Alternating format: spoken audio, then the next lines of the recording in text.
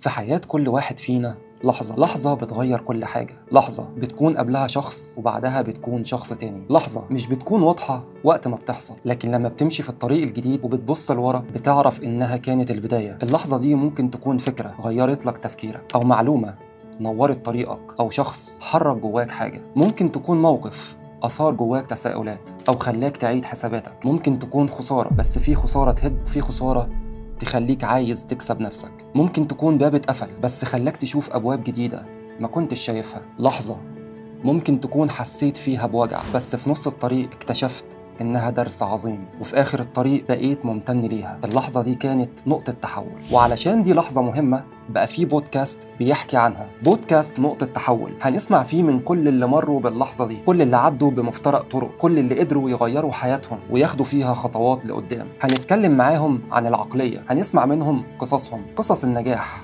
والفشل، لحظات القرارات الصعبة، لحظات الشك ولحظات الخوف. هنسمع حكايات حقيقية علشان نخرج منها بدروس تنور لنا حياتنا. أنا محمد فكري، هكون معاكم في كل حلقة، عايش الحكاية ومتفاعل معاها. ودلوقتي بقدم لك دعوة علشان تنضم لينا، تسمع وتتأمل وتتغير. وأوعدك إنك هتلاقي في كل حلقة جزء من حكايتك، ويمكن كمان تلاقي الحكمة اللي بتدور عليها. أنا محمد فكري، وده بودكاست نقطة تحول.